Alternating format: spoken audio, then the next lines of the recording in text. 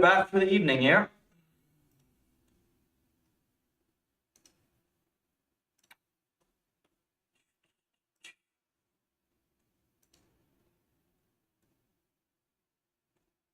Cool. So we have some things to do.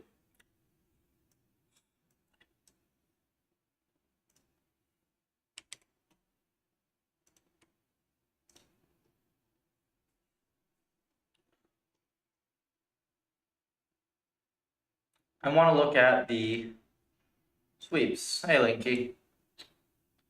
Did I see the thing crash again? Let me see. Bots.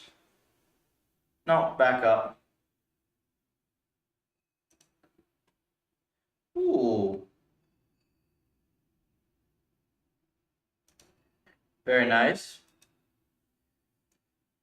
You're spending so much effort on this exorcist thing. I'm surprised, like, you know, just getting a simple tile map is really easy. It's only when you start doing the smoothing stuff that it gets hard.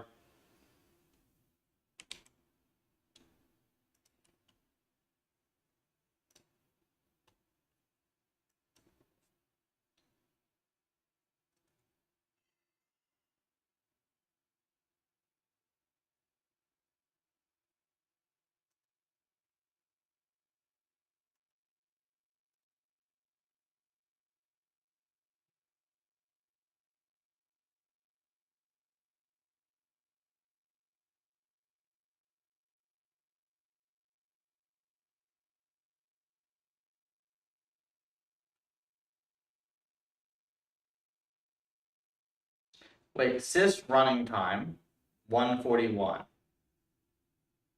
What?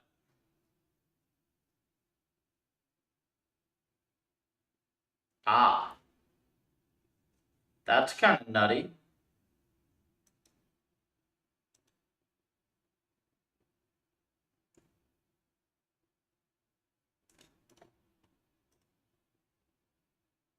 Static.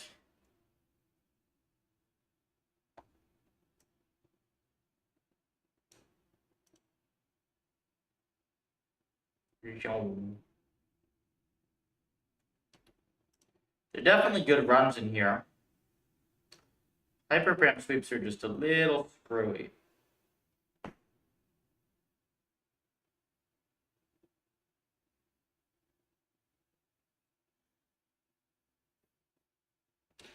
Also, I'm pretty sure the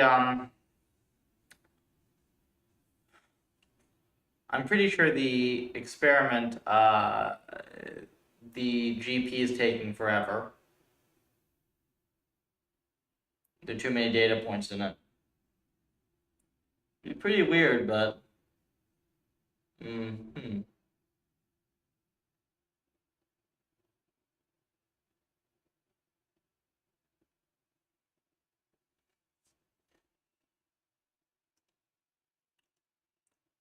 I think we're gonna have a nice chill evening, and I'm gonna figure out some stuff with the sweets. I've got these. These are amazing. Athletic Brewing Company. These are non-alcoholic, 0.5% alcohol, like 60 calories. And they're just like, they taste like actually good beers.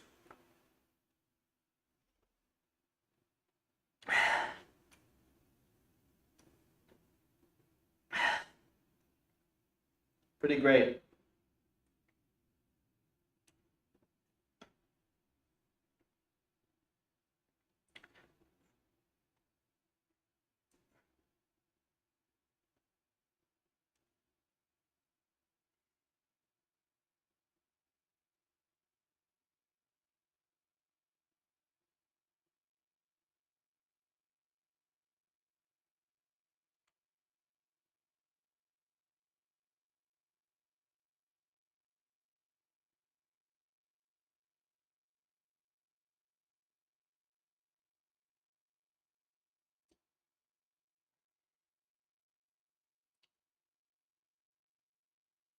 It looks like this thing just straight up didn't sample.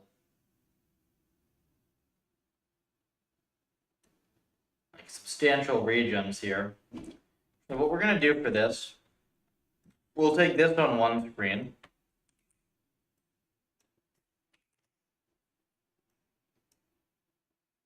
And we will side by side. I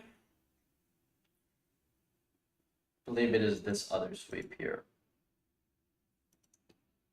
Okay. Just drag this over and drag this over. Okay. So here, we can see this one much more quickly gets to max score.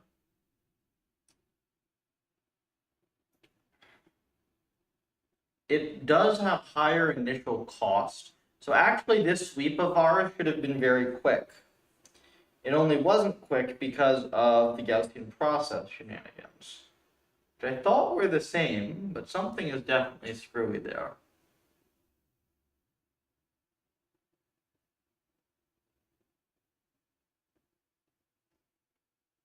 See?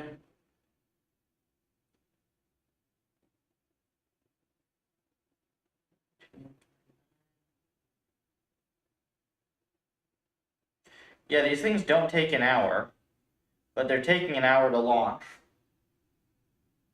Somehow. So probably it's the Gaussian process being screwy.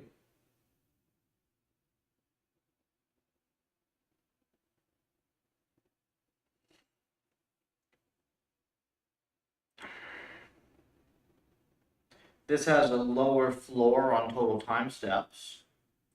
That could explain some of the difference. This immediately jumps up to max learning rate, which is very weird. I actually wouldn't know why it would do that. That's very odd. I think we had a separate scale on this, maybe. And then gamma. Yeah, all these scales are very weird. I'm just kind of okay. This one actually didn't explore update epochs at all either. It did get BPT Horizon, which ours gets as well. And it got num-ems, which we don't get here. And it has this nice Pareto front. Interestingly, it actually didn't get this point over here that we got. Then mini batch size. We do explore mini batch size a bit. And we actually find better results on this mini batch size, a little bit.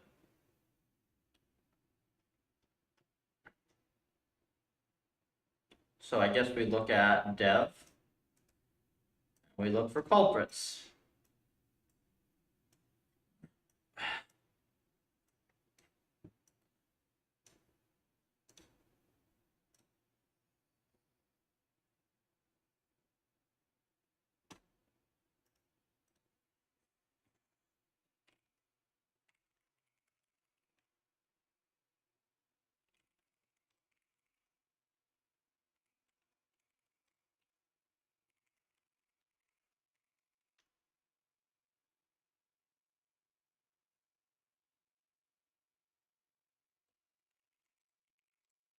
So here is the default config.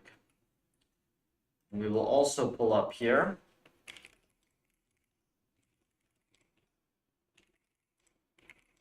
Okay, actually, this one will have the default, and then we'll look at sweep. I think I just set everything to 0.5 by default, except for time. So by comparison,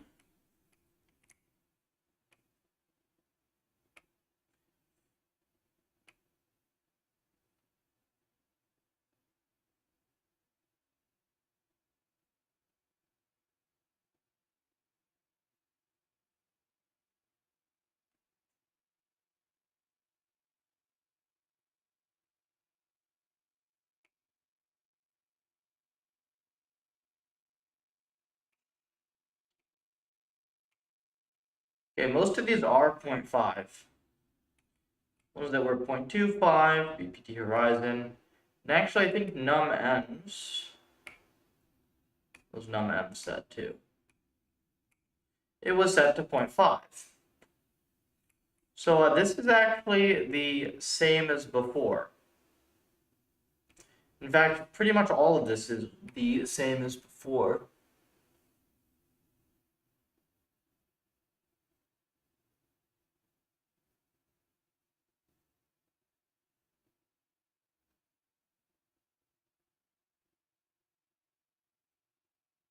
What changed?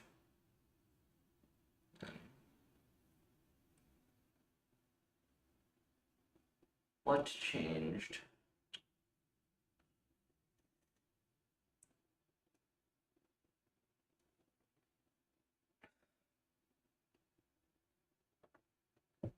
I mean, time steps changed. Does that matter though? I don't think that would matter.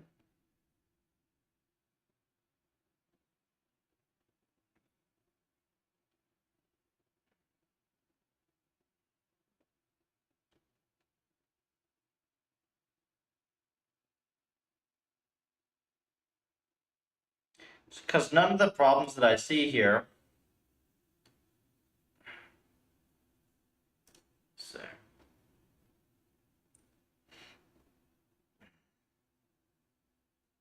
yeah, this is literally, I just bumped up a couple of these params. That should not make a difference. So either something, yeah, something else must have changed, right?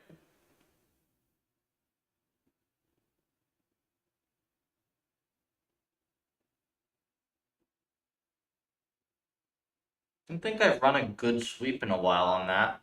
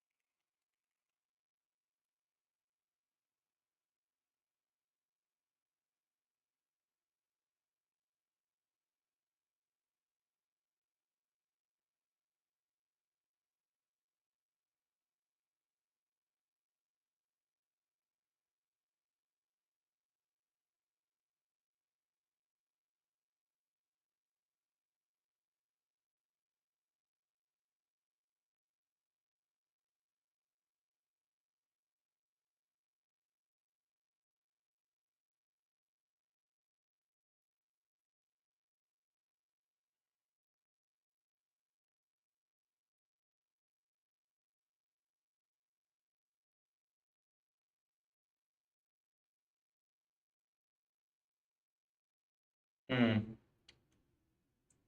Mm-hmm.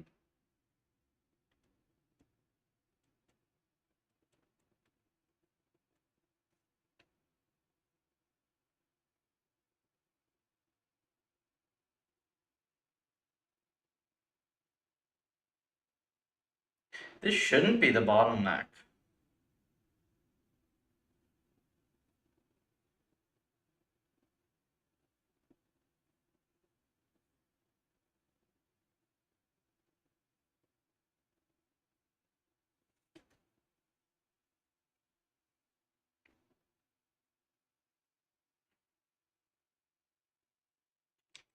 Maybe there will be a clue in here somewhere.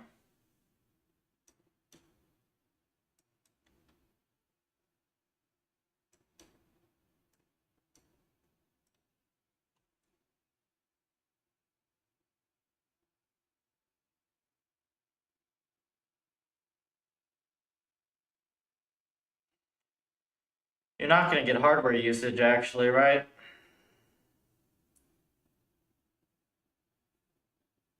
And these are plenty fast. You're not going to get hardware usage out of these.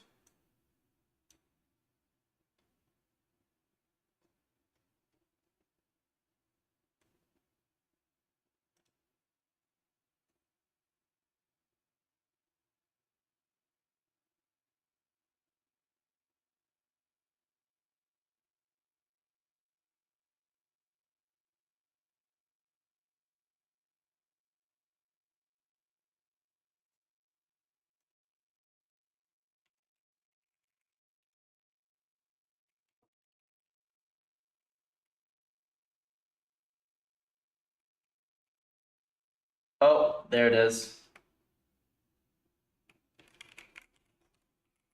There it is, right there. Found it. That's the bug. It's also probably what was screwing us.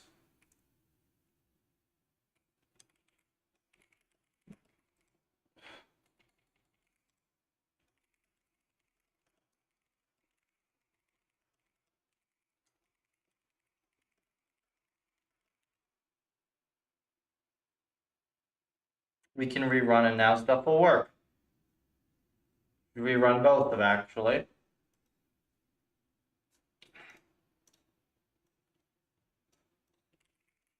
That was easier than expected. That was very stupid of me.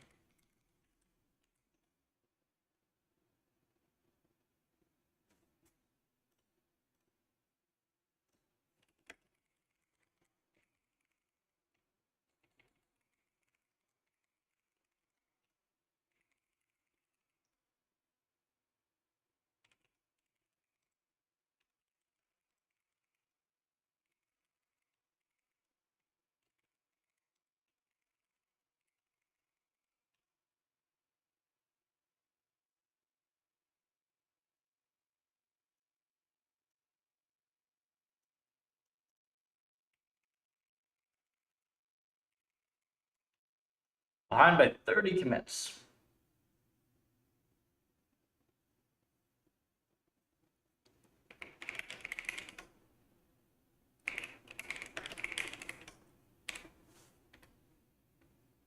Okay, this was the grid sweep.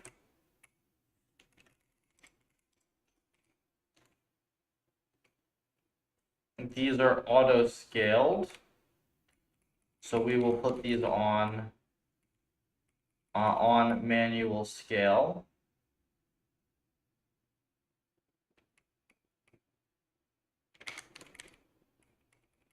For this experiment.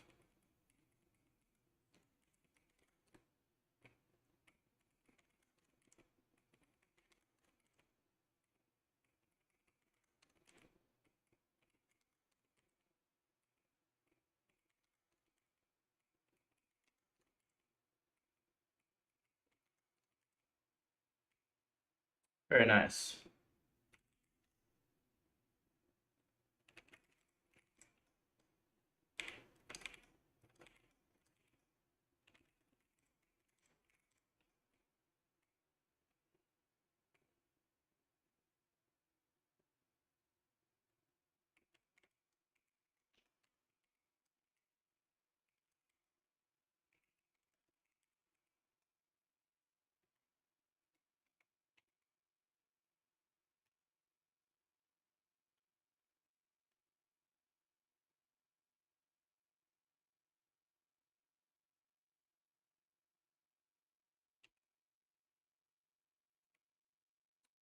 Cool, found a bug.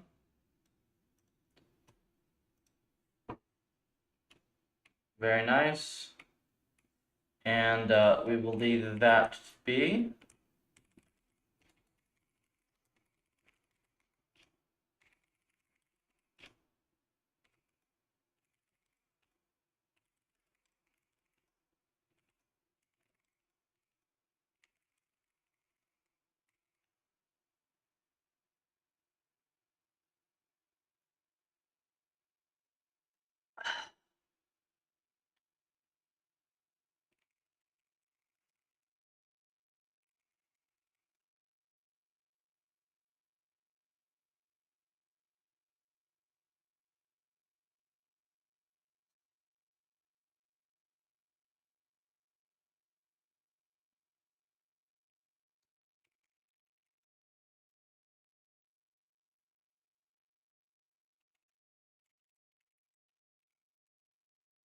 Okay, everything's auto scale here.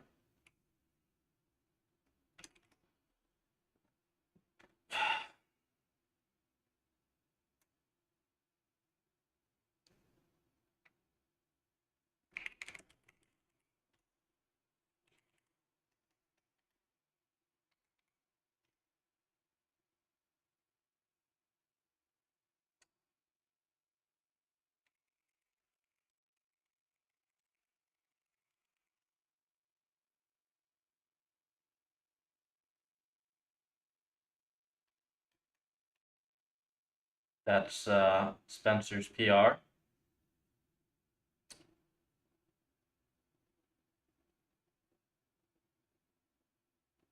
There we are.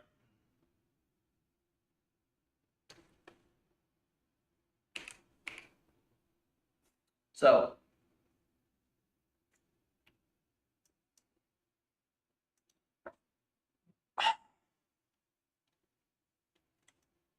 not bad.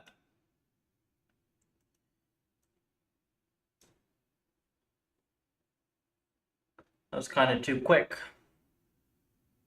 I expected that to take longer.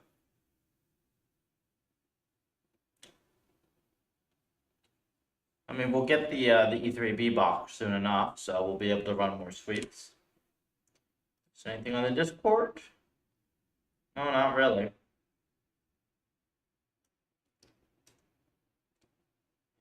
Don't want to get kinetics running.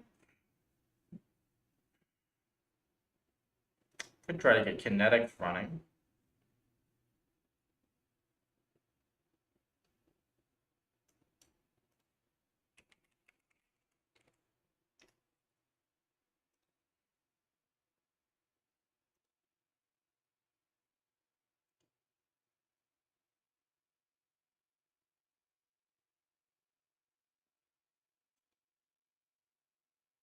This would be pretty similar, wouldn't it?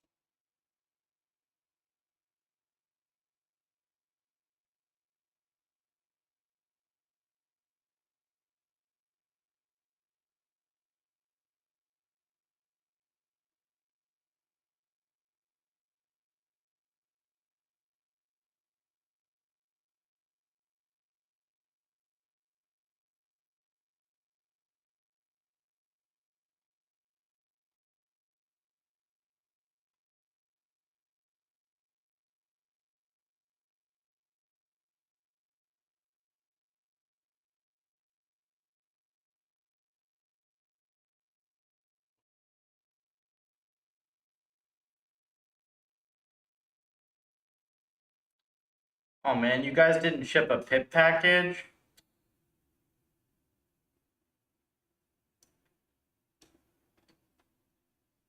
Guys. You did all this work and didn't ship a pip package. Really? Well, fine. We'll fiddle with it anyways.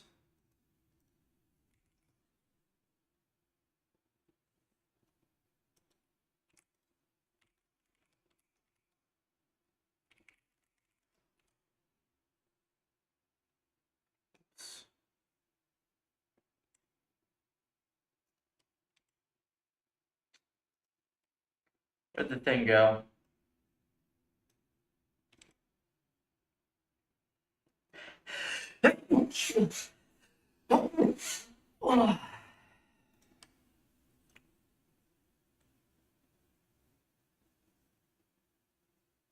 So much stuff.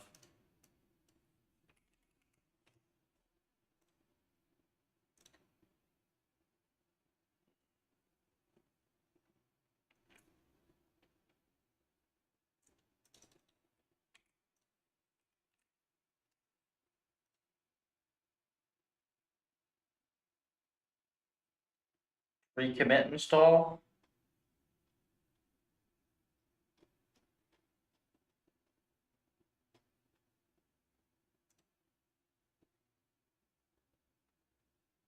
I don't know why the heck this would be needed.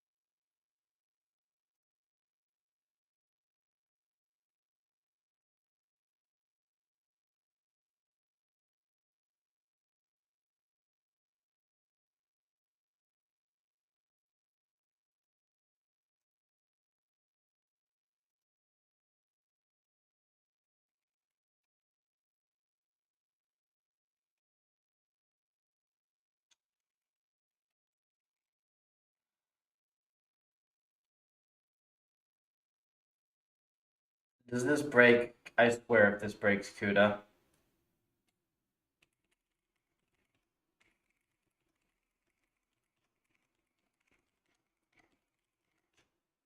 Okay, it doesn't break CUDA.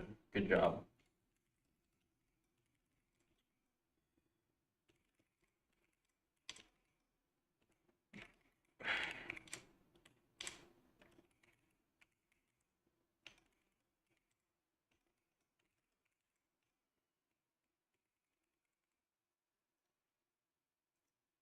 That little binding.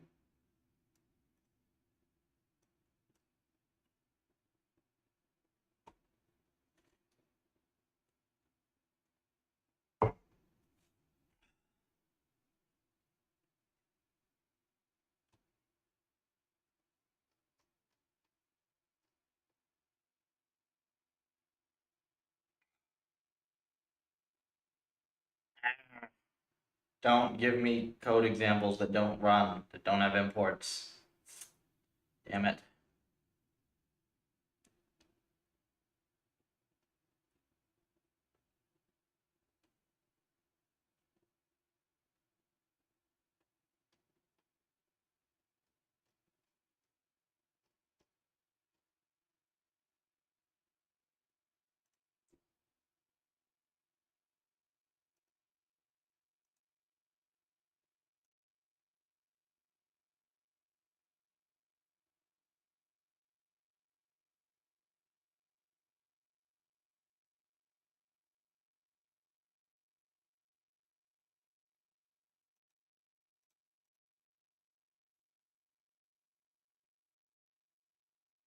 It's 90K.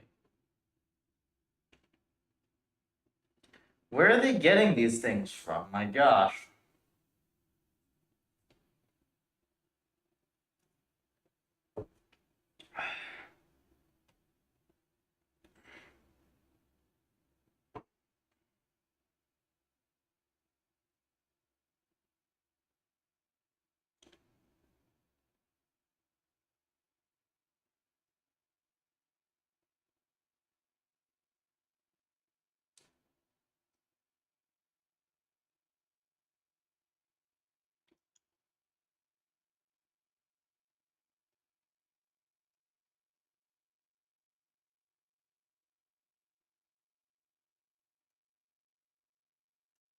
Make kinetics from name.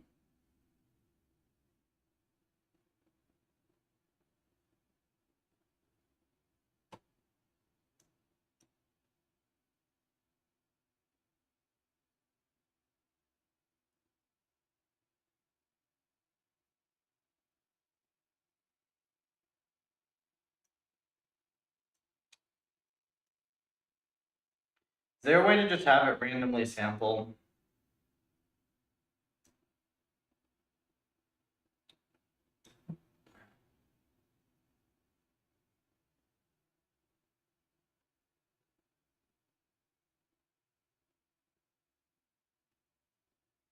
Maybe this one.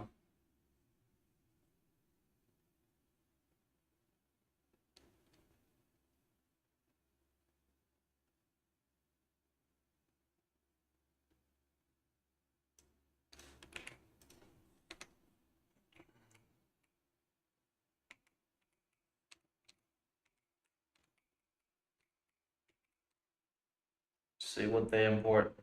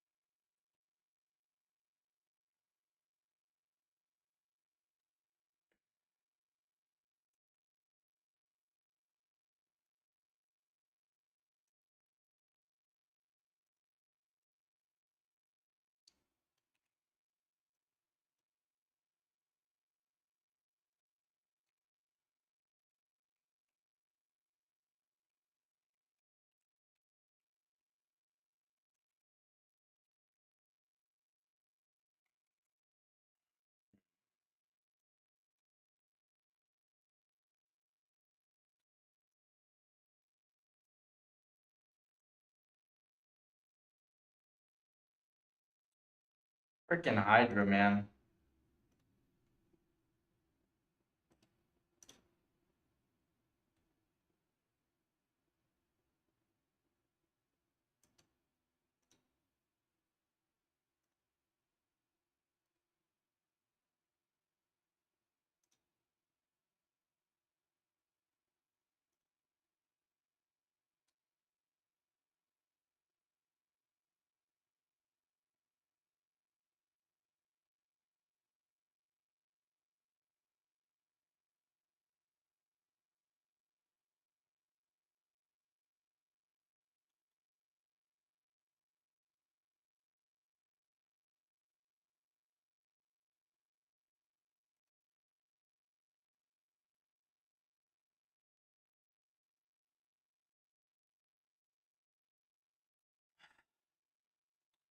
Hydra, freaking ridiculous.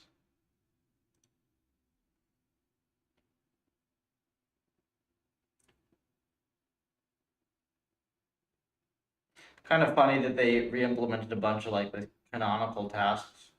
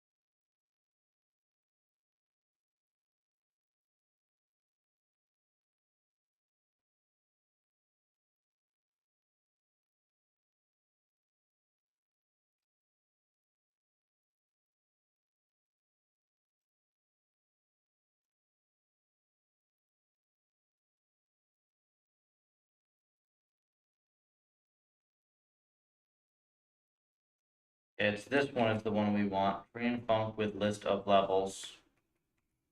This.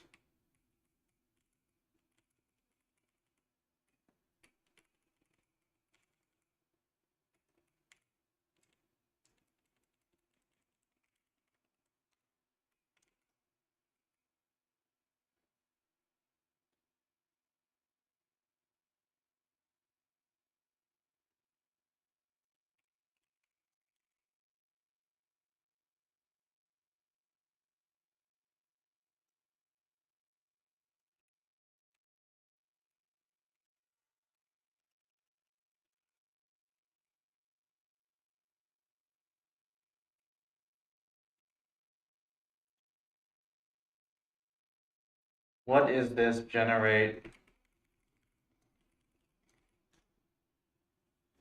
Kinetics util config.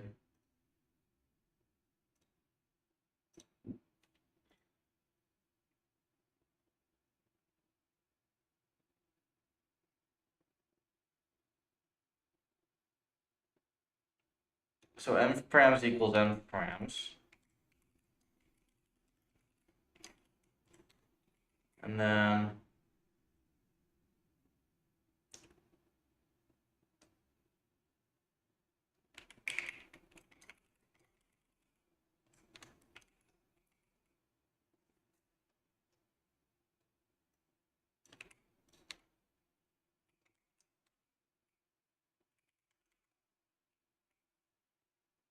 what do we get? Make reset.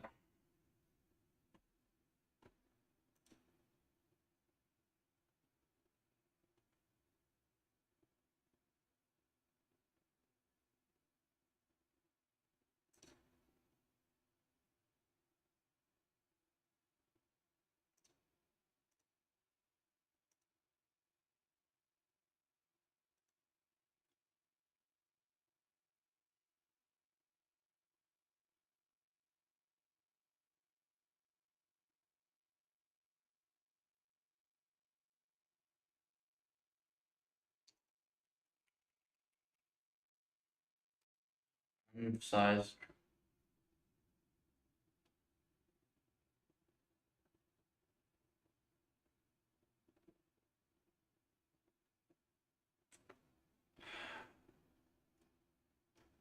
Really annoying.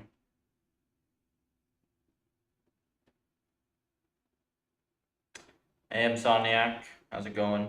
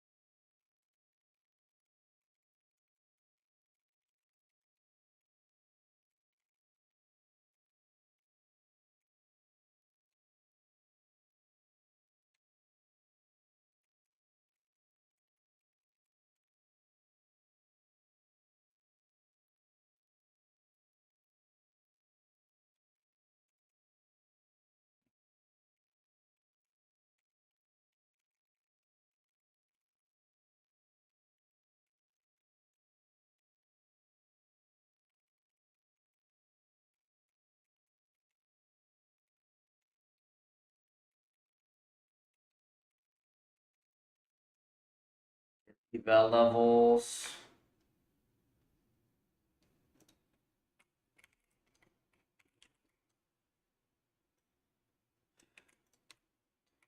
Gonna drive me crazy.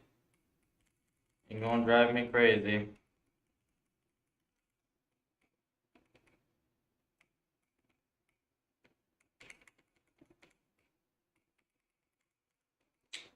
As usual, longer work days. Yeah, that's how it goes. That's how it goes.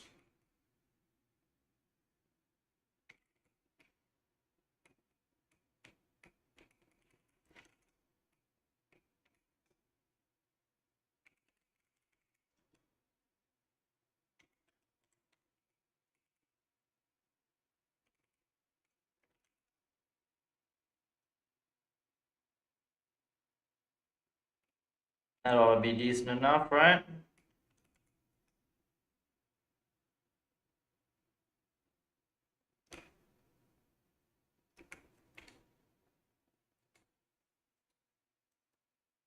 See how this goes.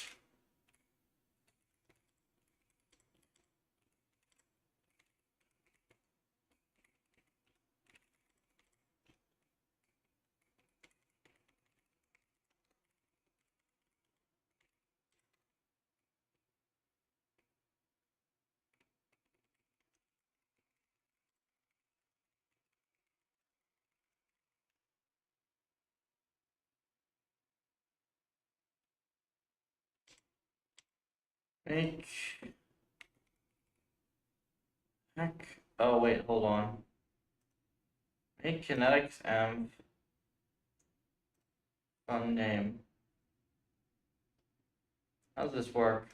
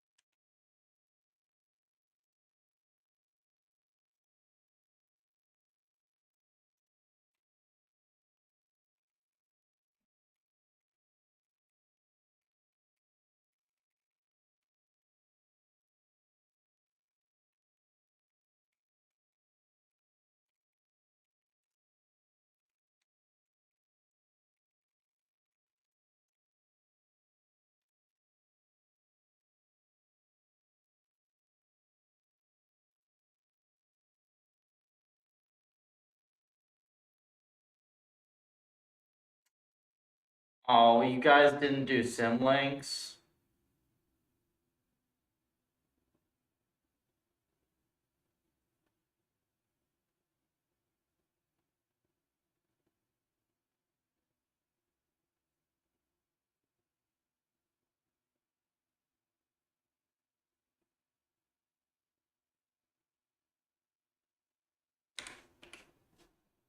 Okay. Well, I think I will, I'll let them handle this.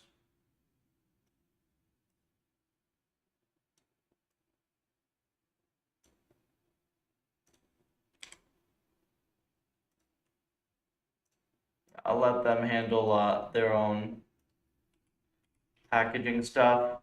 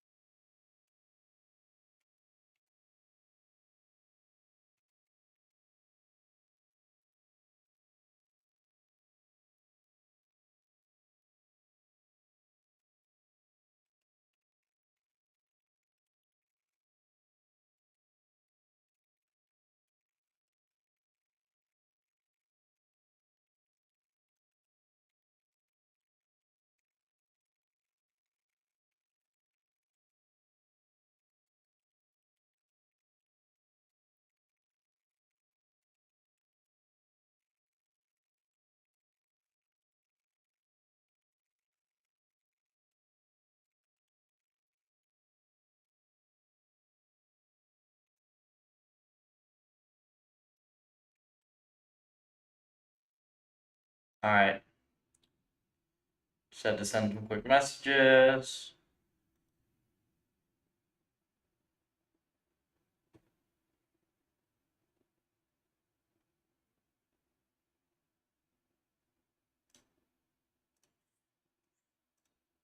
Cool. Yeah, so this is a little more involved.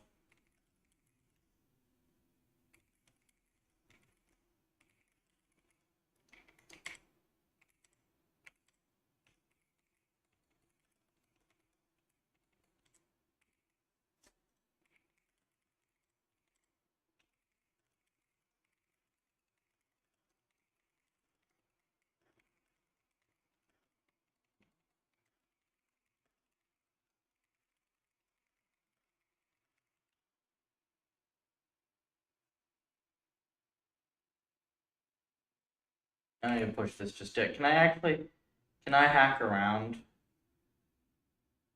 Get eval levels.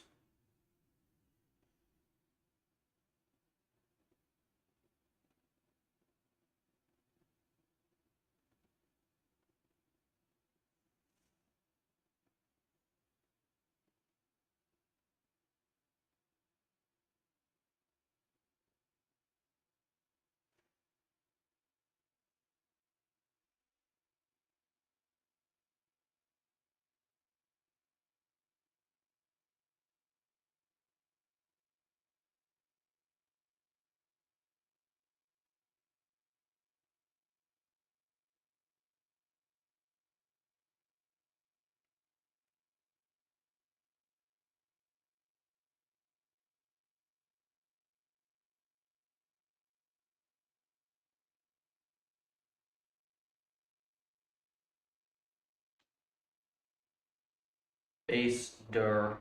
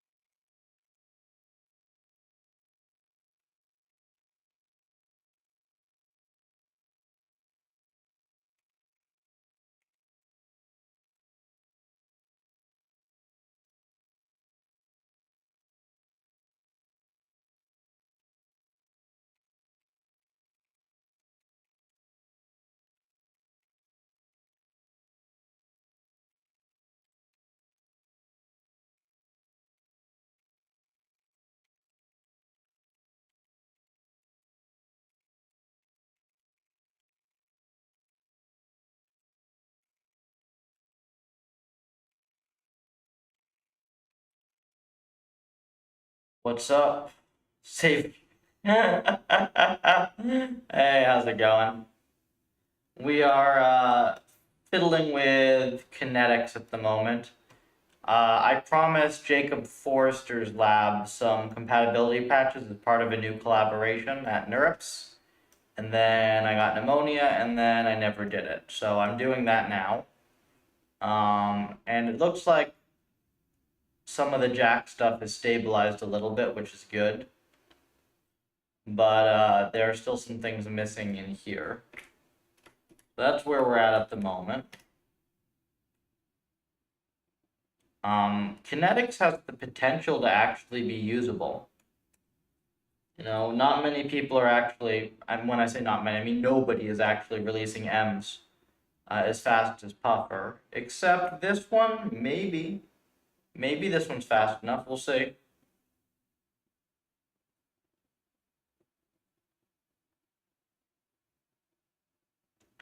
I hate Jax. I not used it really properly before, and I thought I didn't like it, and now I'm actually having to use it, and I hate it. This is horrible. Like, people think that this is actually, like, clever and, like, the way forward. It's so incredibly stupid.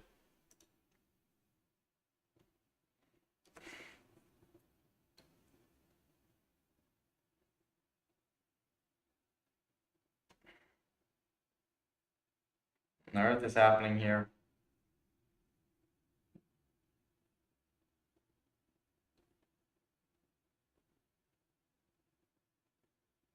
Not that bad. It's pretty performant for a Python DSL. But here's the thing. DSLs suck. That's the problem.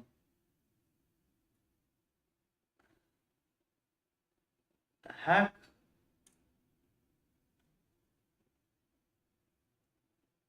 Not implemented.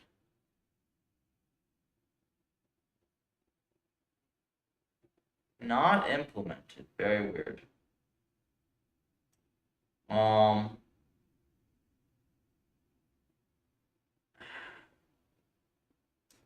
Yeah, that's so sketchy.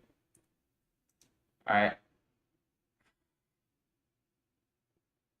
Stupid thing.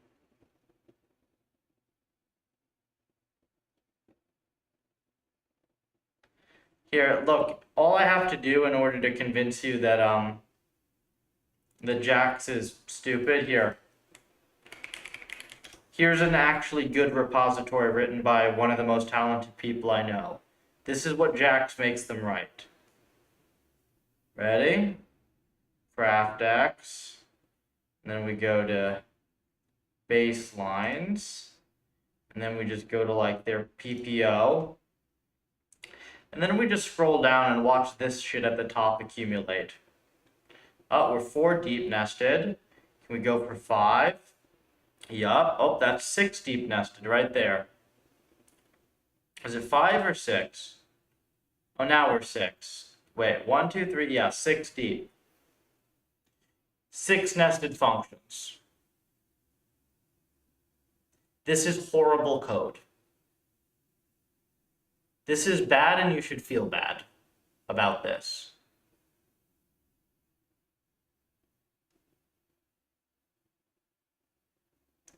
I mean, this is literally Google Bros reinventing programming for absolutely no fucking reason other than to make everyone miserable. Horrible. And like, oh, it's really performant distributed. Oh, shut up. You could have made something performant distributed without doing this. Diffrax is also like this. Ah, don't do it. Stop. Why? See, the crazy thing about this is like I could have written this entire thing in C in probably about a third of the code and about a tenth of the pain.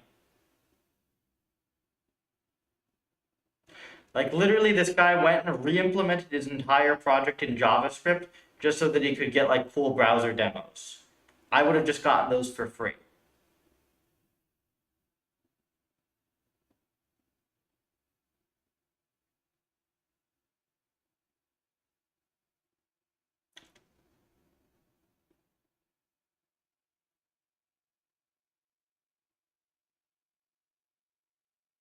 Like, look at this. This is very low fidelity physics. This does not need to be GPU simulated. It's great work, mind you.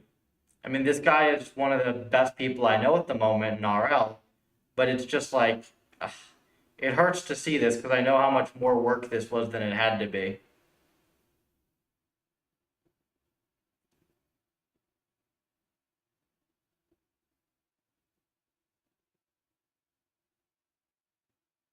Basic, yeah, exactly. And here's the crazy thing.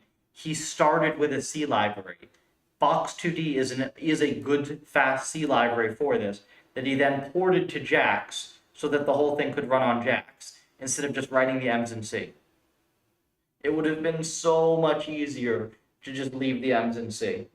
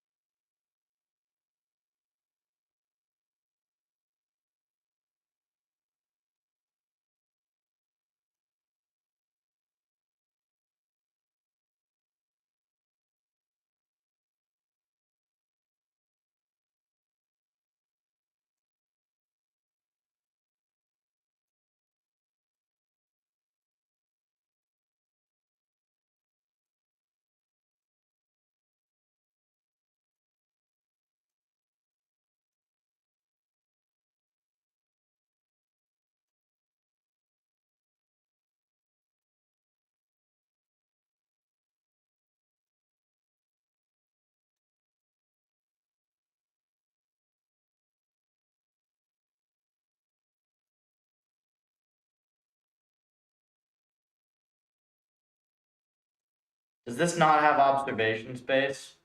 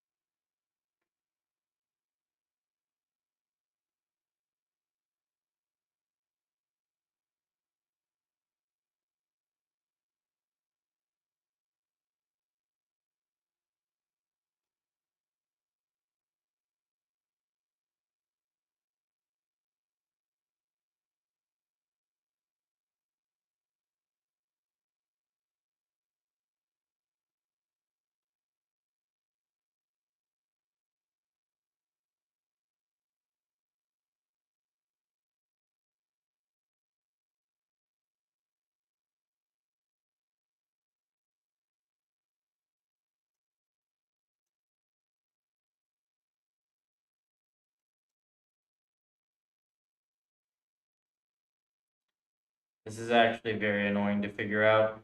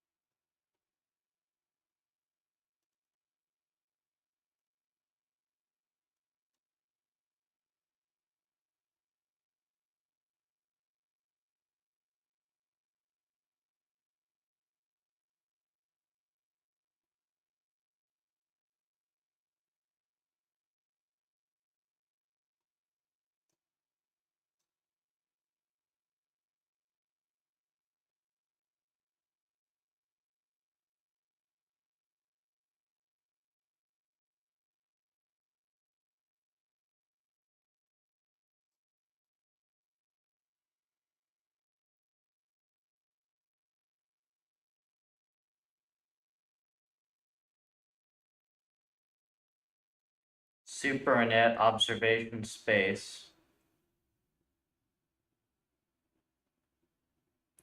It makes sense to port your vectorization.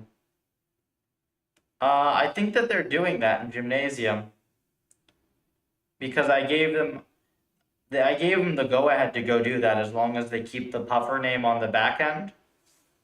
But like I don't see why I should be the one to do that, right?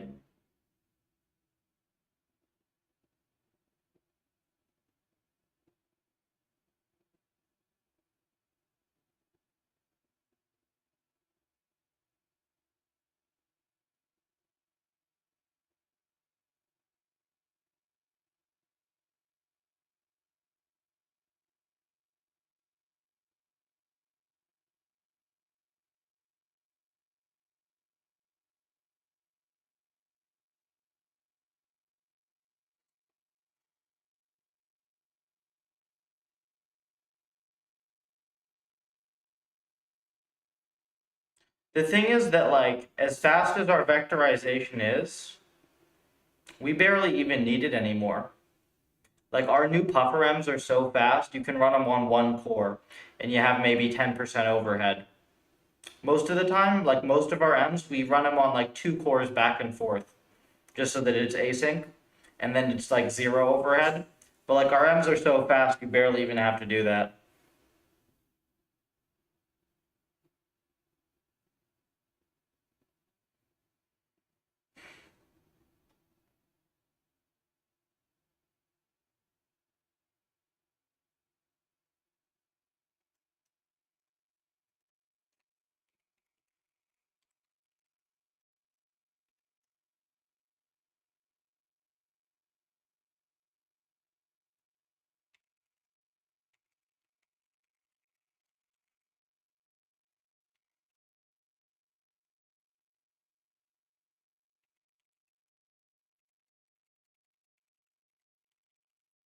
Yeah, the ecosystem is fragmented, but the thing is, I'm sick of trying to patch stuff, right? Like, the code is so bad, it's just, I'm going to just replace most of it. That's all. Why am I fucking jacks. And the thing is, like, this is actually code by somebody I respect and somebody who is good at what they do. Okay? So the fact that this is shit isn't their fault. It's jacks.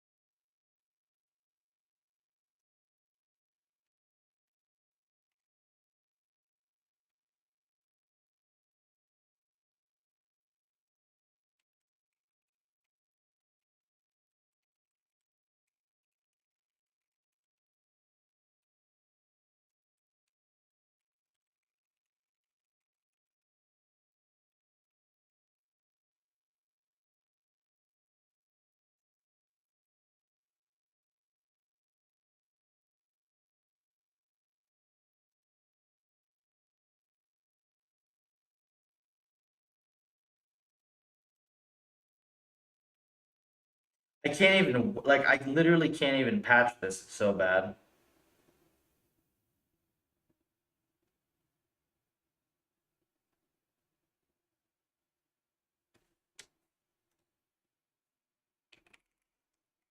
Maybe I can.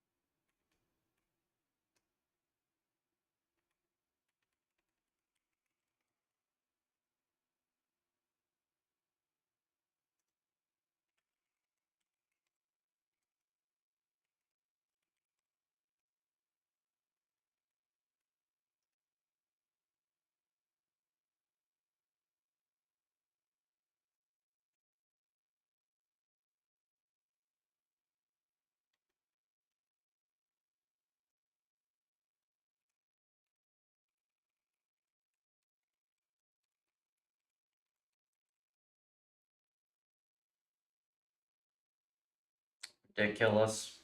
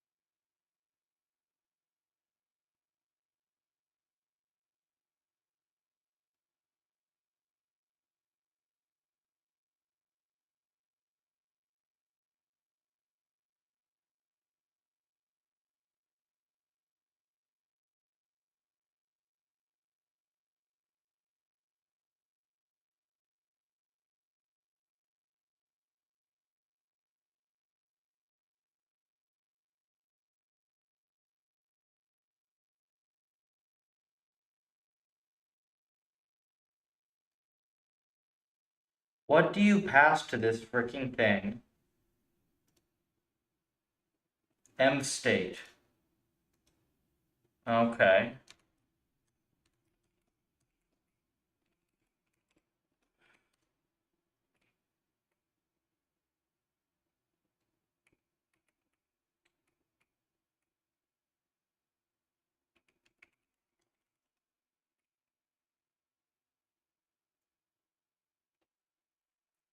Is this how their thing works? Hold on.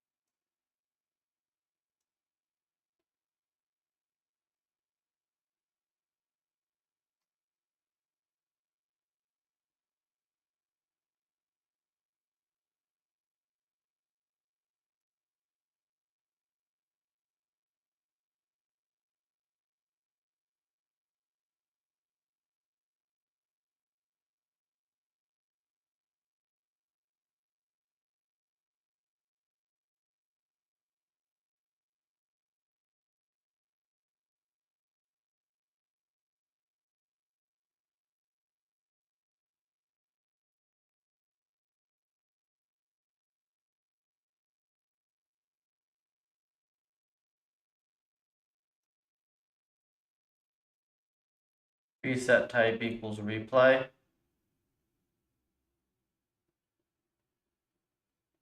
I guess that's not terrible. We could do it this way.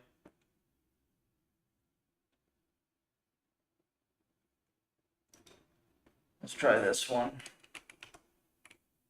Drive me nuts.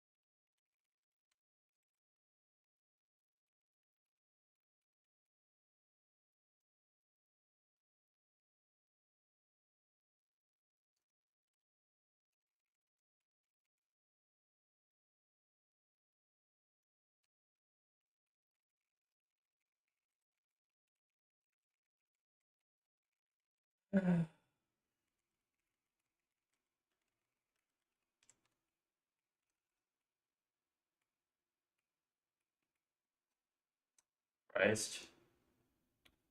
A mess. Sample random level. Set to level.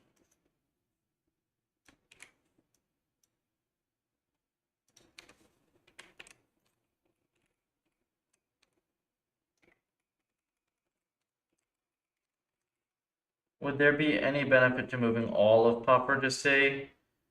I guess that I would never have to talk to people who write horrible Python code again. But also, I don't think I'd get many users with the pure C library, to be honest. It would basically, the only reason to ever do that, if I were to use like, it would have to at least be some C++, because Torch is that.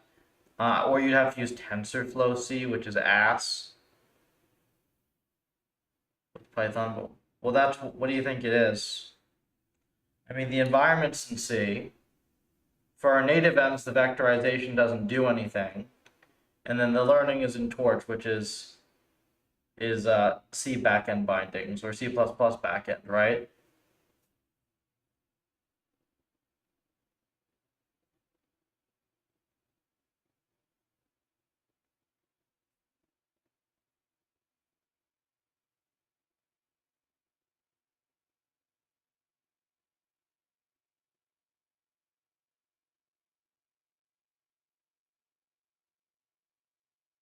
Nativization, that doesn't get used for our new M's at all. Like the emulation code, you mean? Like that doesn't get used for our new M's at all. The puffer stack is really thin for the new M's. It's like new M's, tiny little compatibility wrapper so it looks like a backend, clean PufferL. Like the training stack is less than 2,000 lines total, including all the utilities.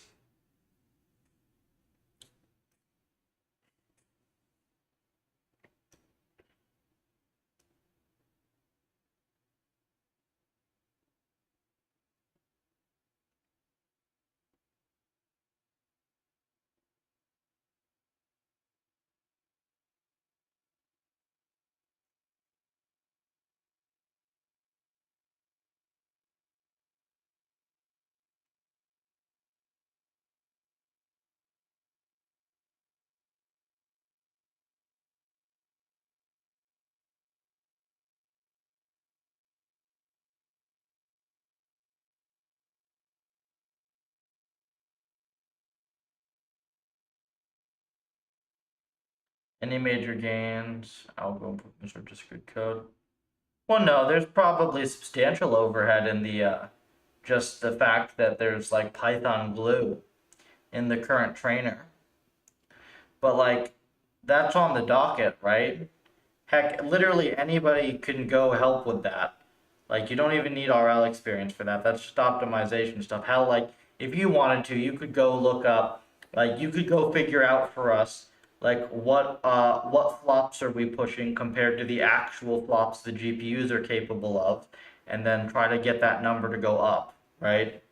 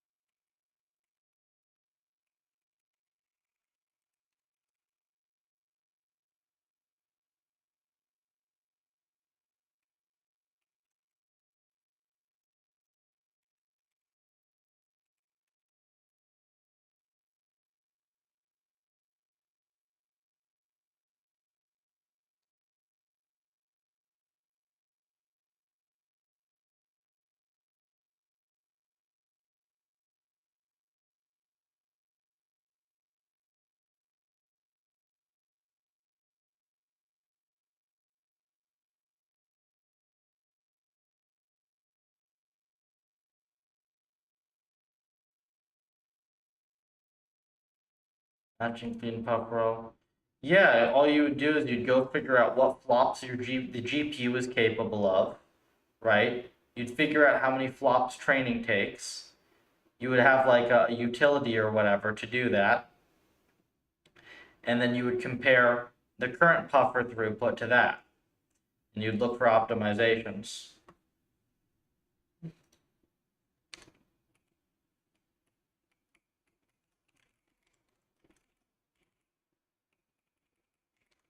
Well, the thing is, utilization is it's like on NVIDIA SMI. I don't think that actually is going to give you flops.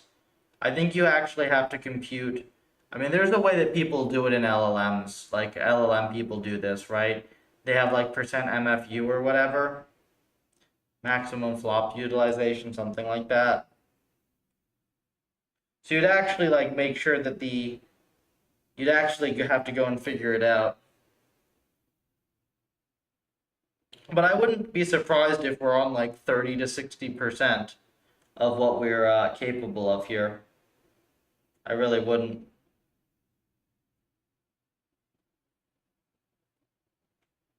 I mean, there are all sorts of things that people can do around PufferLib that don't even require RL experience.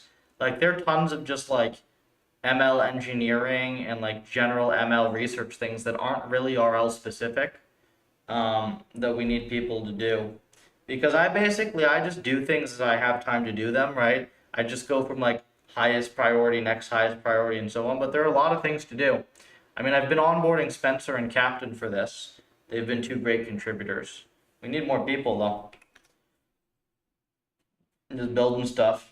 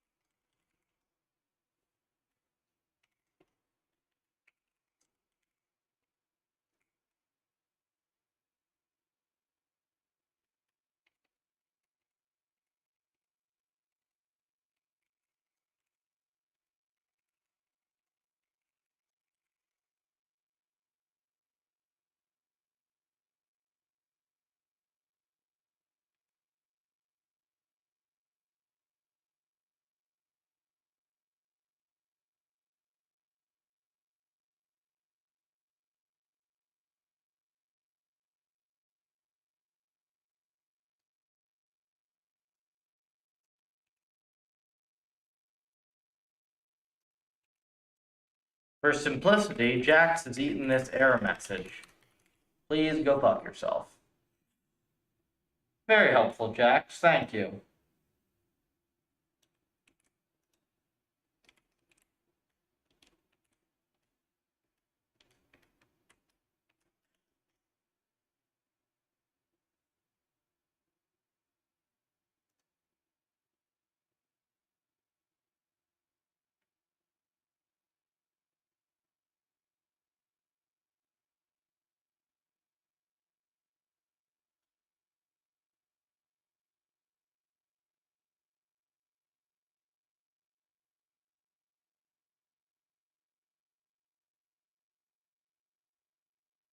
Look clean PufferL, dedicated profiler.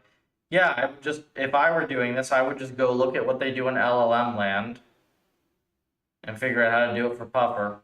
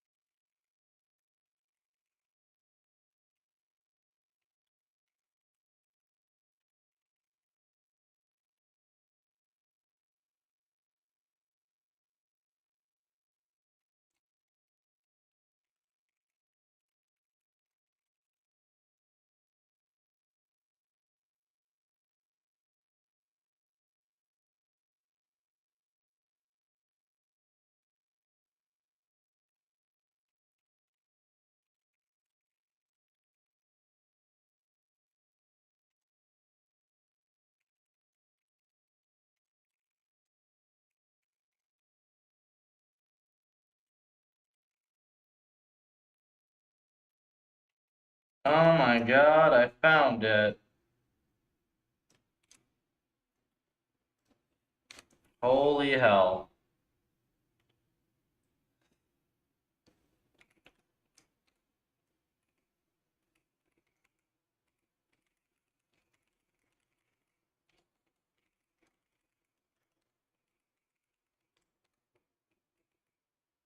Christ almighty. Ridiculous.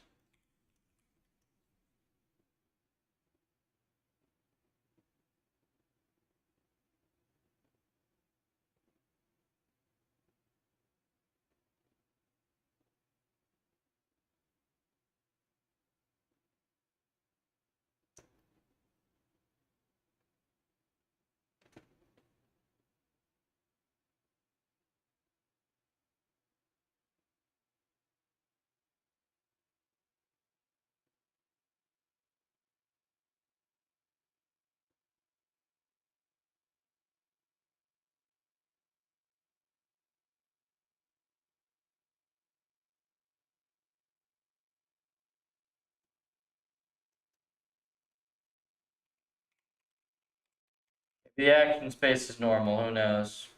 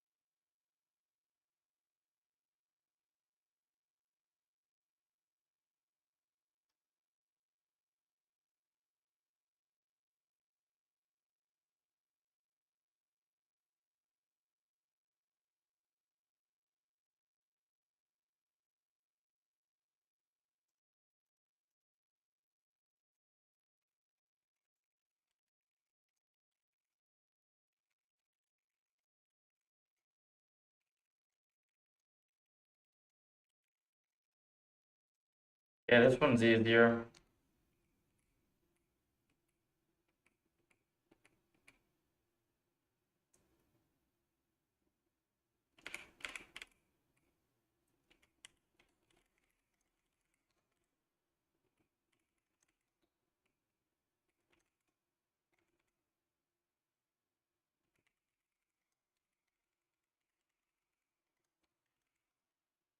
Why have you been interested in Jack's environments? I hate Jax. It's horrible. I don't recommend anyone uses it. Did something noteworthy happen? Yeah, we started a collab with Jacob Forrester's lab at NeurIPS, and then I immediately got pneumonia afterwards, so that threw off everything, and I just now circled back around to it. They have a couple good Jaxems that they've already written that I was just going to add bindings for. That doesn't mean I'm making PufferLib Jax, it's just we're doing bindings for existing Jaxems. Also, is it possible to create a Jax torch tensor bridge? Yes, it's 2 lines of code. I've already done it. Yeah, so that's all that's happening. We're just adding some bindings for some M's.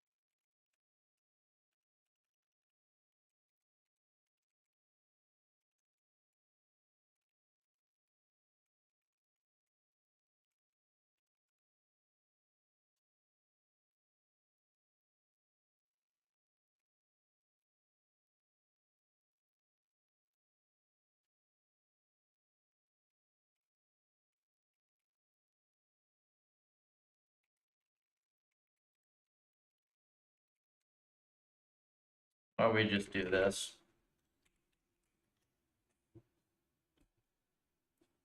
Oh, this is the 2 lines of code or whatever. It's just DL pack, which I don't even know why this is a thing, but you just do this and then this, and it copies it over. Well, it doesn't copy it.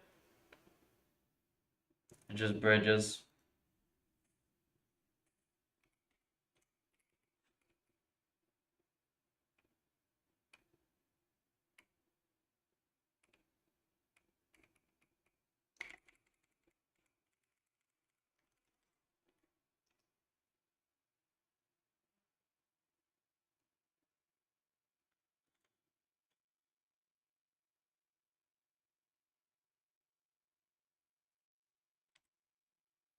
Multiple values for nomads, huh?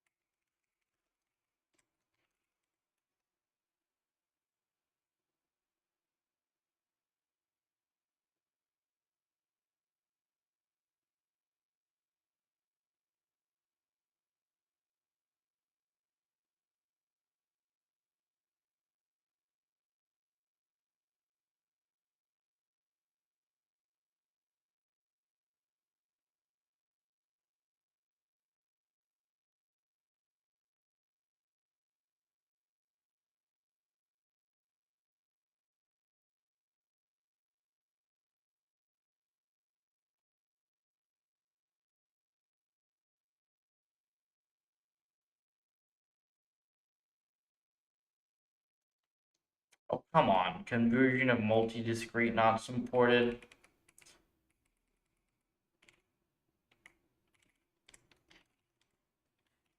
Conversion of multi-discrete not supported. Do discrete then. Is off.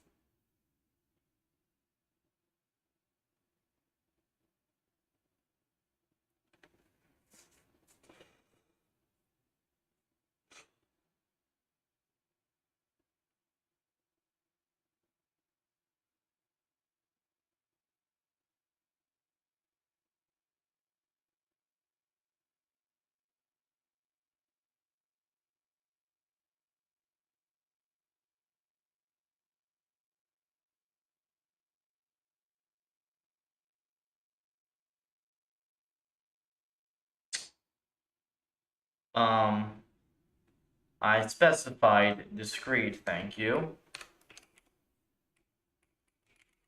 Continuous, maybe?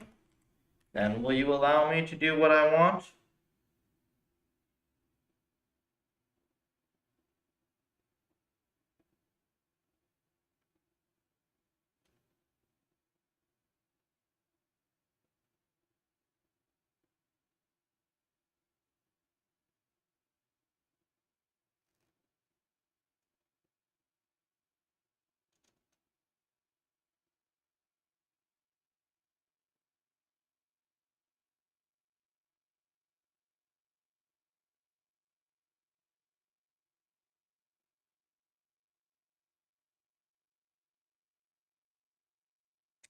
Okay, apparently specifying arguments is Pythonista for screw you, we don't care.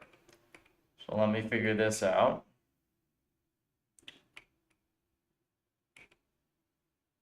Oh, I'm stupid. That's the problem. The problem is I'm stupid. There we go.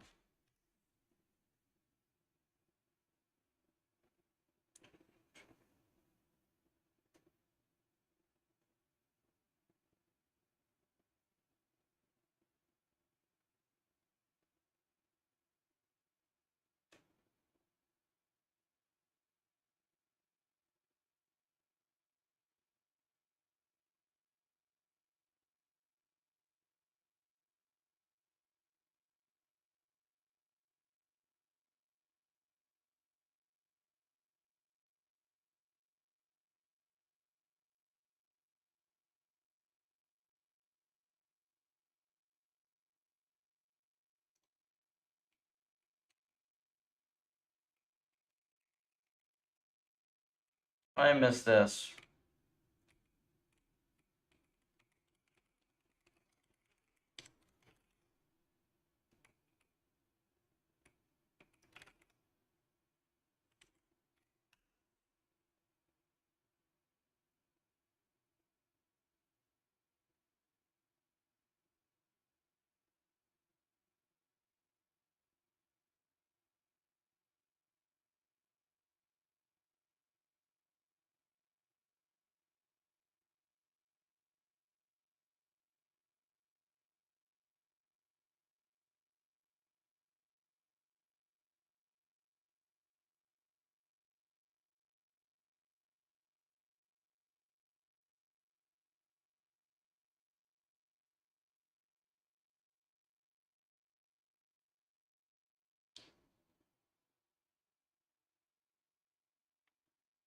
Wrap an auto reset wrapper or auto replay wrapper.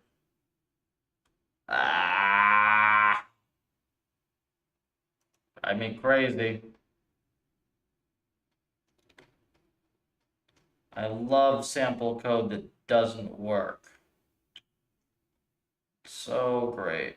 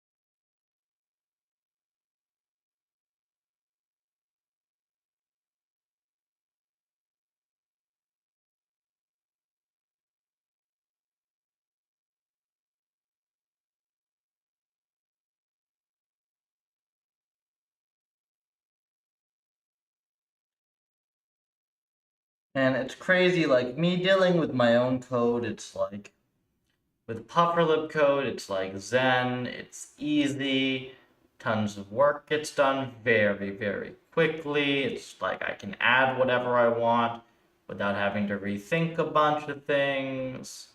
It's really short and succinct, it's fast, and then as soon as I go anywhere outside of PufferLib, it's frickin' Vietnam.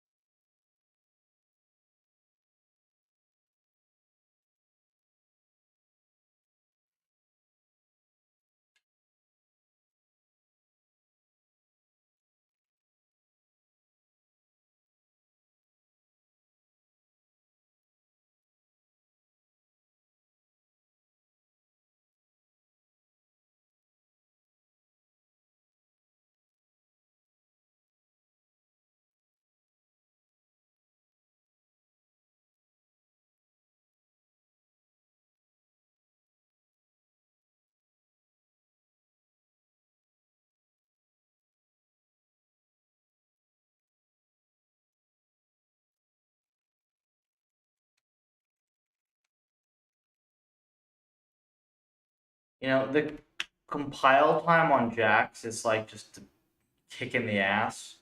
Not only does it make your code terrible, but it makes your code slow to make it fast.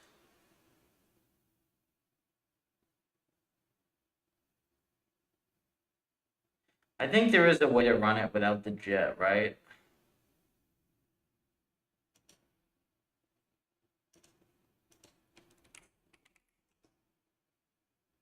No, it's slow every time you have to debug it. Is there a way to run it without this incredibly stupid JIT?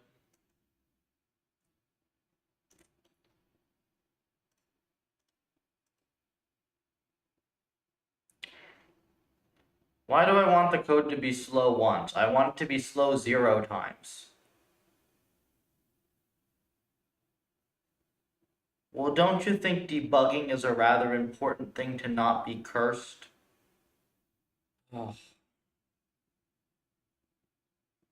I mean, I can tell you the reason that this is stupidly designed. Yeah, it's not about breakpoint. It takes forever to compile anything as well. So every time, I think there's a way to run it without the JIT. I don't even. Then maybe it's so slow that nothing even works. I don't know. I mean, regardless, the thing that's stupid, block until ready. No, this is just like it's compiling so that it can error. Like I don't. The thing that's really stupid about JAX is that it is a functional compiled domain specific language in Python. So people say, oh, you can just write Python. But this isn't Python. This is something that is dramatically more convoluted and complex than just writing shit in C. But it's like, oh, it's Python. It must be easy. No, this is like the most insane thing possible. This is like the worst parts of OOP combined with the worst parts of functional combined with a syntax that's absolutely not designed for any of it. This is insane.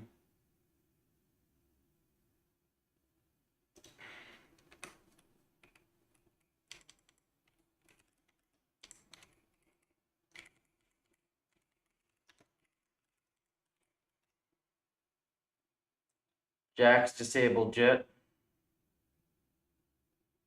Is there no flag I can pass? I have to wrap the entire program in that context, seriously?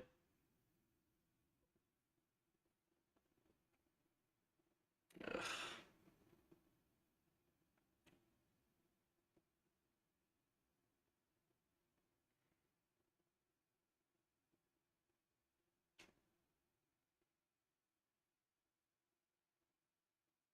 I mean, it's just bad, is the thing. This is just bad. And unless you have like a very specific reason for using it, like, I don't know, maybe it's dramatically less painful for parallelization since it's just like nothing to do with JAX, but just it's the Google thing of like, oh yeah, we build infra for scale, so it scales well or whatever. Like, unless you have very specific reasons for using it, it's just a stupid framework to use. jax.config.update, let me try that.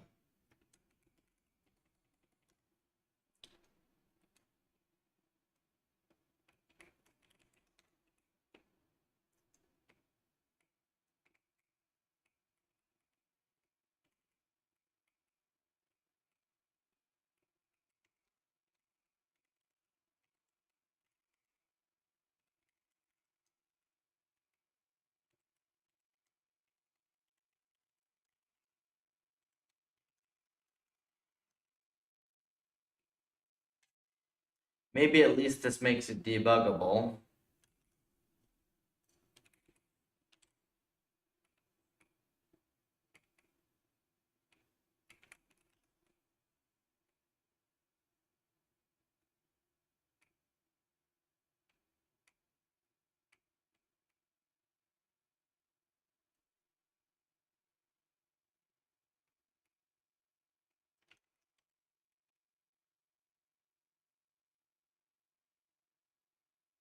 That doesn't seem to do anything.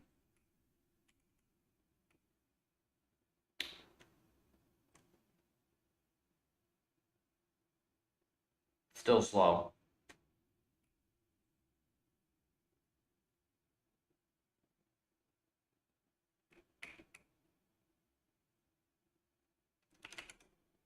I mean, it's just so ass. Like,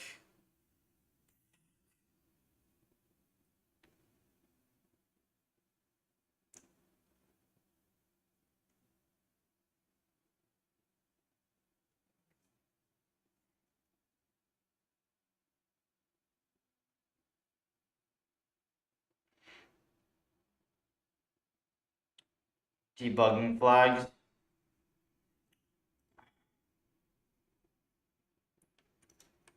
I mean, I wish Torch had like a pure C, really simple backend. So if you really wanted to optimize your networks, instead of having to wait for the Torch compile thing to take forever, you could just like write the thing in C and have your fused whatever. There are 5 different ways to disable the JIT.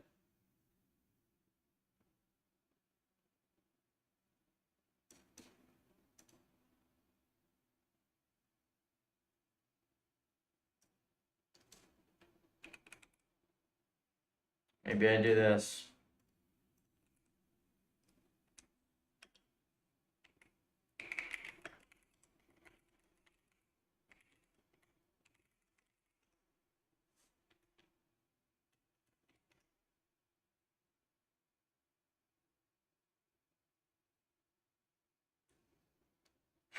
It's still slow.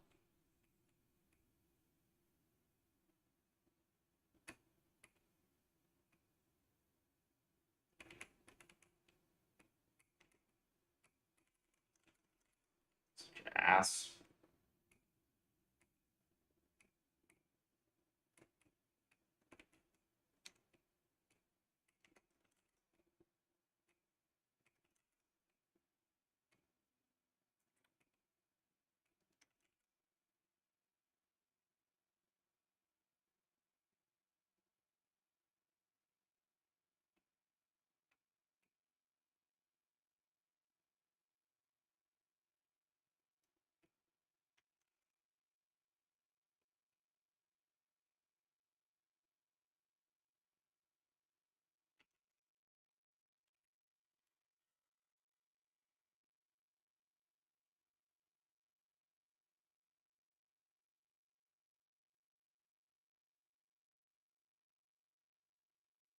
I mean, it's just really, really bad, is the thing.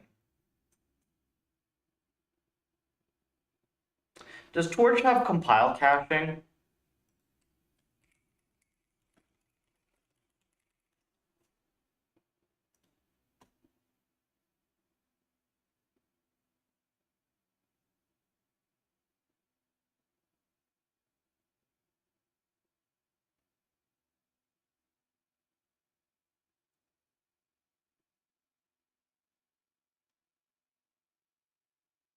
If there were just a way to cache Torch compile,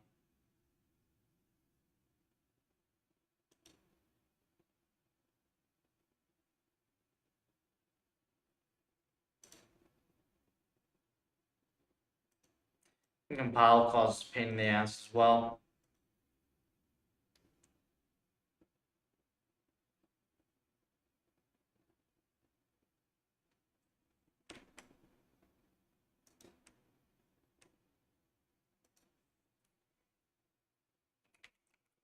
The thing is, you can't even be embarrassed as a Jax enjoyer because this is the best that there is. Right? This is the most impressive project I've seen in Jax. By a mile.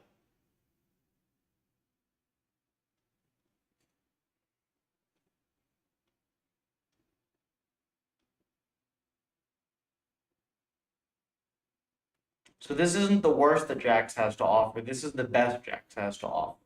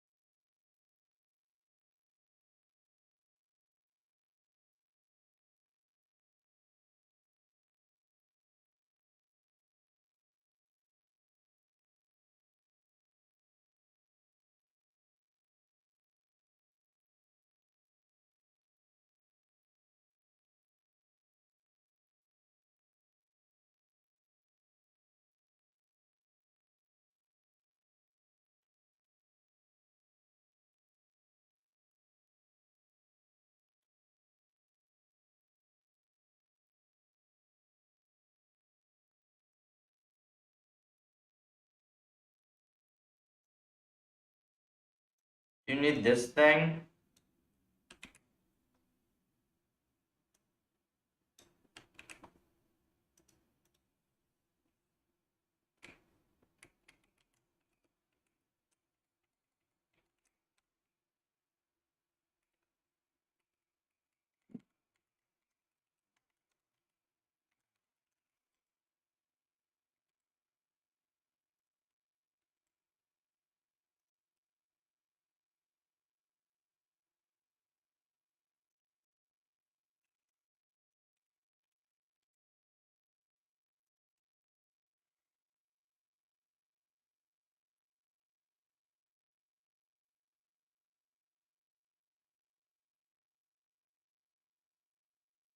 Maybe it's this. I think it takes longer without the JIT.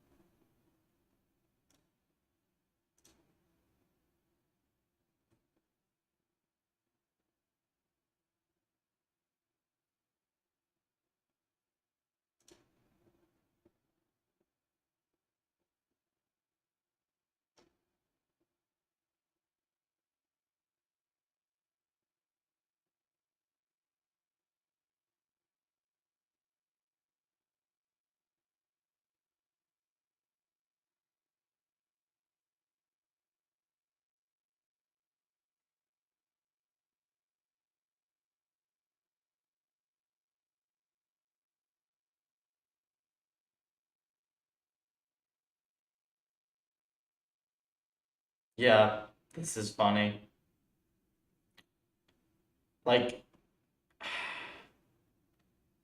this isn't entirely stupid in the sense that yes, humanoids are a good midterm solution to stuff because they're very general. But like, if your idea is to replace people sorting packages with robot sorting packages instead of with just like an automatic package sorter, that's just incredibly stupid. Like the final form factor of everything is always going to be the optimized per use case one.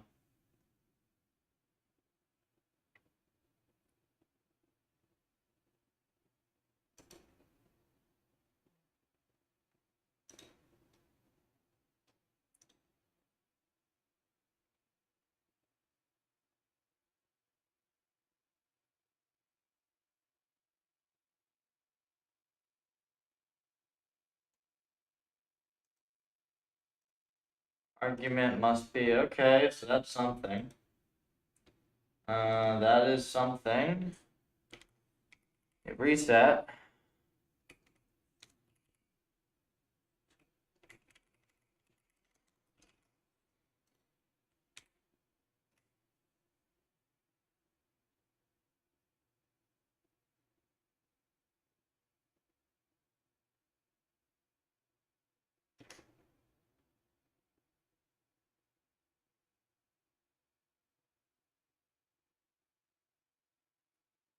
Man, still on. Dude, this thing is ass. Okay, this whole thing, like all these, like, oh, RL is gonna be so good now because it went to Jax. This is why it died.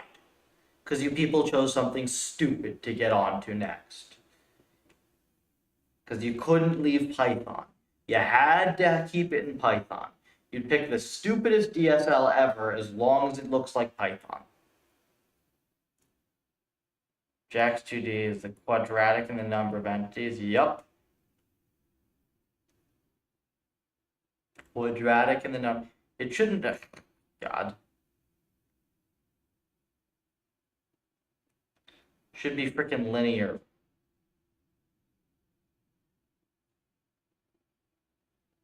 You can make it sublinear, actually. Hell, you can make it close to constant.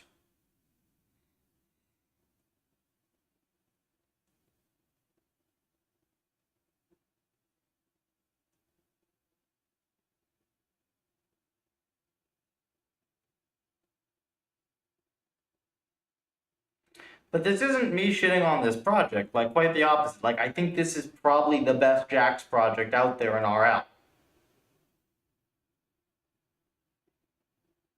Like, this guy is good. It's just jacks his ass. PufferLib rigid body engine. Yeah. No, we were thinking about it. Captain says that Box 2D is pretty darn good for what it is.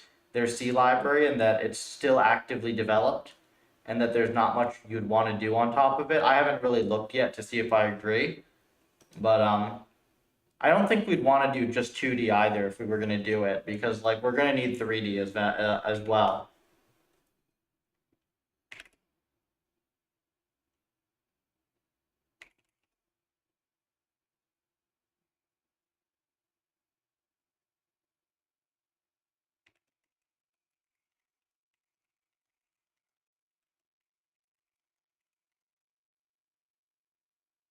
Yeah, when I review Impulse Wars, that's going to be like a full day review. 1 mil SPS graphs per N. I mean, honestly, does that even do anything for us? Like, realistically, what does it do for us if we get that? I mean, for like very specific manipulation, Manny skill's pretty good.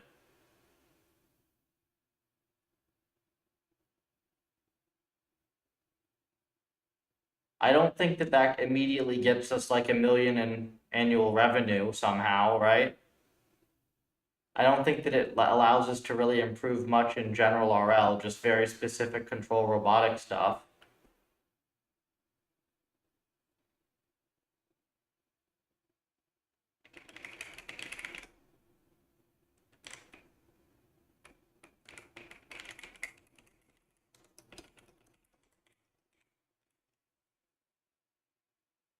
Torch 2.6, 420K.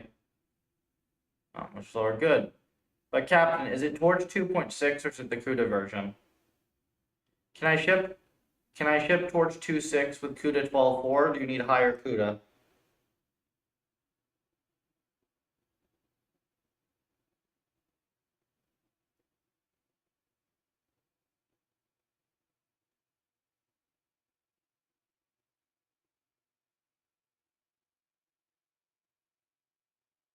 Robotic customers? Yeah, it would be. I don't know, are robotics customers good? Some are.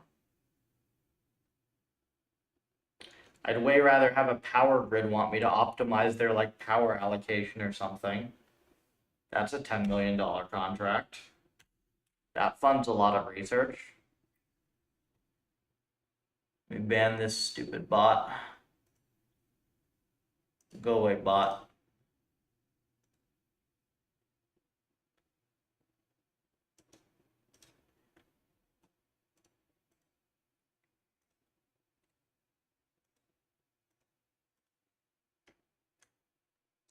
Are you kidding me? We're back to not implemented error with ob space.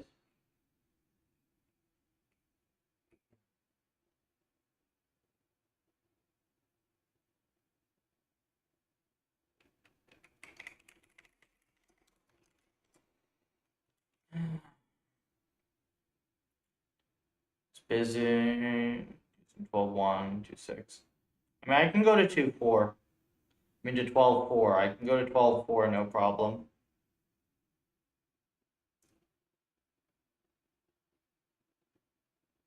I'd honestly like to upgrade. It would get us Python 3.12 as well.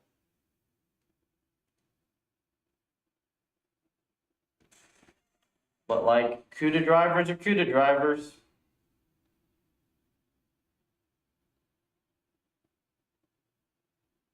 The lowest CUDA version that they ship Ubuntu 24 on is higher than the one that you can install without PPAs. Multiple cases of mscripting compiled code changing behavior. Oh, lovely. This is why we should just write our own shit and be done. Ridiculous.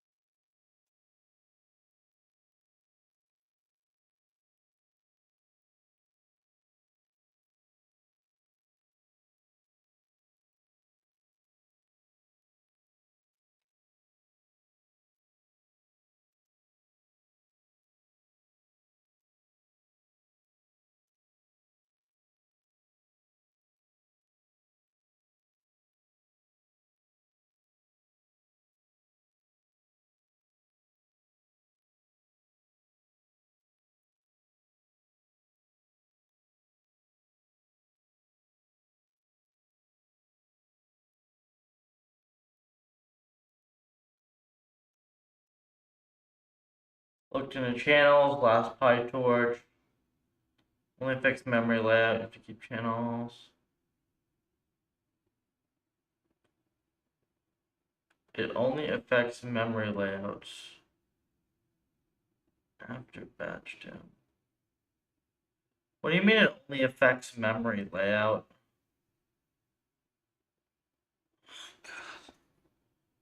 Why is that? It's just ass.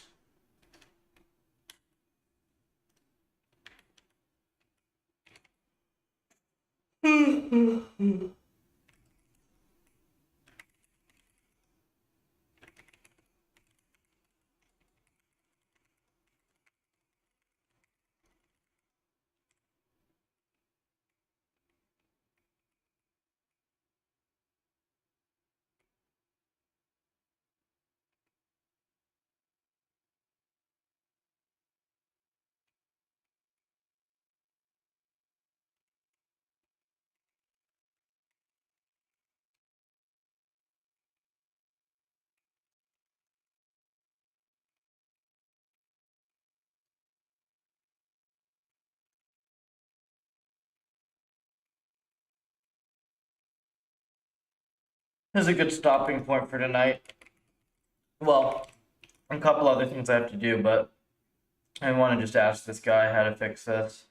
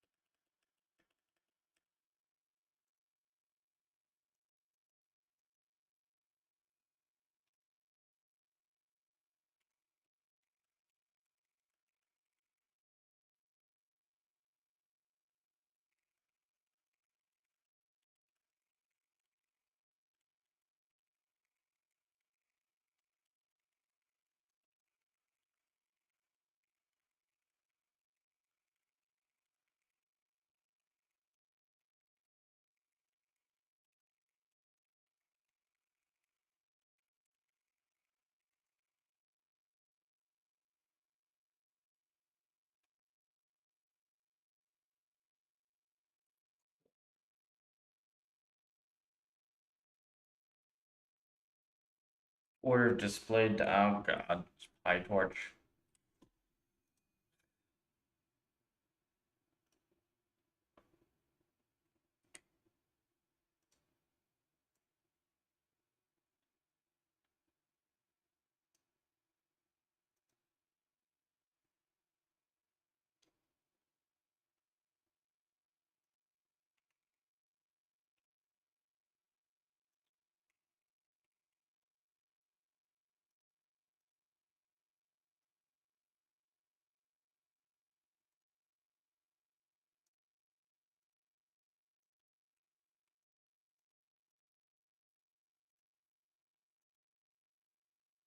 Why does it not let you paste a GIF on web, but it lets you on mobile? That's stupid.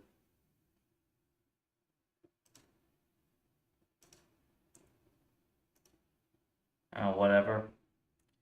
I really just wanted to check on the Neptune runs and call it. Neptune runs.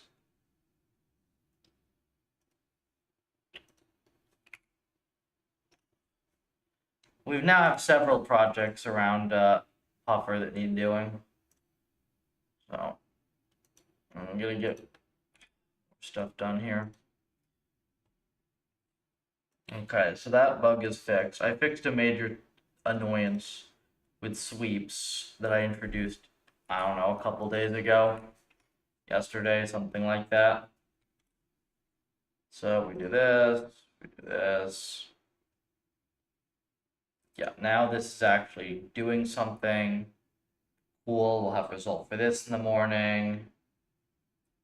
This is more scattered than it used to be, I guess, but maybe this is still good. I don't know. We'll see this in the morning as well. These are both good. These both have active runs. We're happy. Okay, happy with these. Cool. I think that's it, unless anybody has anything else.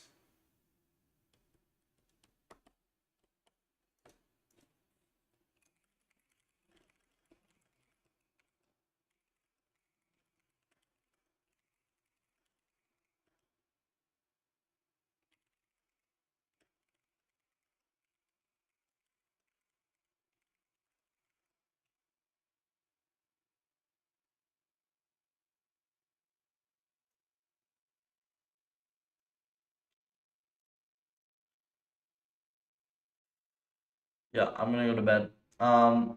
We'll continue on stuff tomorrow. I did get some cool stuff though for today. There's a clean dev branch now. It's got sweeps, it's got the new algorithm, it's got E3B, and a few other goodies in it. It's stable for the default policy at least. The new policies may or may not need function signature changes that we are going to defer until we know which things we're actually keeping in the new repo. It also has the CleanRL API refactor, a lot of good stuff in there. So I think the plan for the next several days is to keep running experiments, refine the sweeps a bit, make sure all the ends work with sweeps, and get ready to start really running large scale experiments. And then we'll probably do some other stuff like the lab collaborations and client work, just alternating stuff so that I don't go insane from having to deal with the same crap code all day long for multiple days. Yeah. And then we'll see after that. So, thank you, folks. If you're interested in all the stuff I do, Puffer.ai, start the repo. Please start the repo. It really helps. It really, really helps. It's free. It takes 2 seconds. Other than that, you can join the Discord if you're interested in getting involved. Follow me on X for more content. We've got a blog here. We've got all sorts of fun demos. Yeah. So I'll be